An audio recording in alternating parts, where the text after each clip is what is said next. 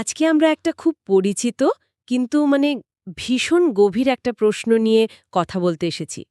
প্রশ্নটা এসেছে প্রেমের মর্মকথা থেকে, প্রেম আসলে কি? এক লাইনের প্রশ্ন, কিন্তু ভাবতে বসলে মনে হয় এর উত্তরটা বেশ জটিল, তাই না? আজকের আলোচনায় আমরা কিন্তু এর কোনো ফাইনাল উত্তর খুঁজছি না, বরং দেখতে চাইছি যে এই একটা প্রশ্ন আমাদের চিন্তাভাবনাকে কোথায় কোথায় নিয়ে যেতে পারে। আচ্ছা, তাহলে শুরু করা যাক। হুম দেখুন, এই প্রশ্নটার মজার দিকটা হলো এটা একই সাথে খুব পার্সোনাল আবার খুব ইউনিভার্সাল। মানে এর কোনো একটা ধরা বাঁধা উত্তর পাওয়া প্রায় অসম্ভব। তাই তো। হ্যাঁ, কারণ ভাবুন, এক এক সংস্কৃতি, এক এক দর্শন, এমনকি এক একটা মানুষের নিজের অভিজ্ঞতা, সব কিছু মিলিয়ে এর মানেটা পাল্টে যায়। সেটা ঠিক। যেমন হয়তো কোথাও প্রেম মানে ত্যাগ, আবার কোথাও রোম্যান্টিক আবেগটাই সব। একদম। ফলে একটা সিঙ্গেল ডেফিনিশন, ওই সার্বজনীন সংজ্ঞা, সেটা পাওয়া যায় না।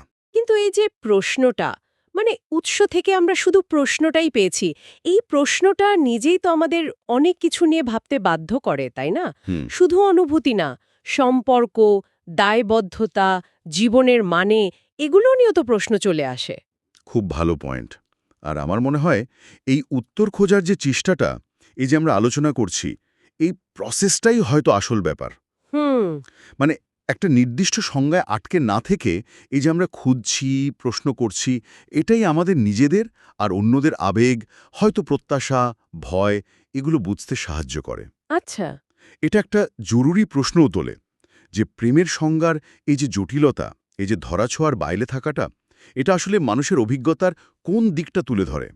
হয়তো এরই পরিবর্তনশীলতাই এর আসল চরিত্র। তাহলে কি আমরা এভাবে দেখতে পারি, ধরুন মনোবিজ্ঞান বলবে এটা হয়তো অ্যাটাচমেন্ট, ব্রেন কেমিস্ট্রি এইসব। হ্যাঁ, বা হয়তো বিবর্তনের দিক থেকে দেখবে।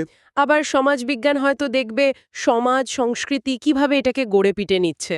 ঠিক। এই বিভিন্ন দৃষ্টিকোণগুলো এটাই দেখায় যে একটা বাধা ধরা উত্তরের দিকে না গিয়ে এই প্রশ্নটা আমাদের ভাবনার জন্য, আলোচনার জন্য কত বড় একটা জায়গা খুলে দেয়। হুম।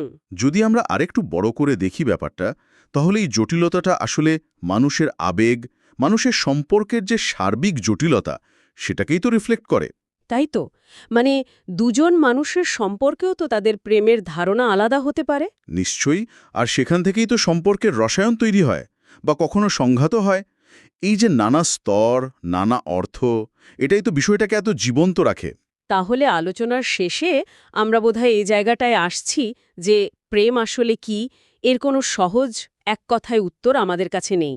কিন্তু প্রশ্নটা নিয়ে ভাবা, এর বিভিন্ন দিক নিয়ে কথা বলা, এটাই হয়তো আমাদের নিজেদের আর আমাদের সম্পর্কগুলোকে একটু অন্যভাবে দেখার সুযোগ করে দেয়। প্রশ্নটার গভীরতাটা আসলেই অনেক।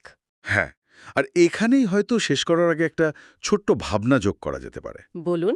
এই যে প্রেমের একটা সংজ্ঞাহীনতা, একটা রহস্য, এরকম মানব অভিজ্ঞতার আর কোন কোন দিক আছে বলুন তো, যা আমাদের একইভাবে অবাক করে, যা ঠিক যুক্তি দিয়ে পুরোপুরি ধরা যায় না বা ব্যাখ্যার অতীত মনে হয়?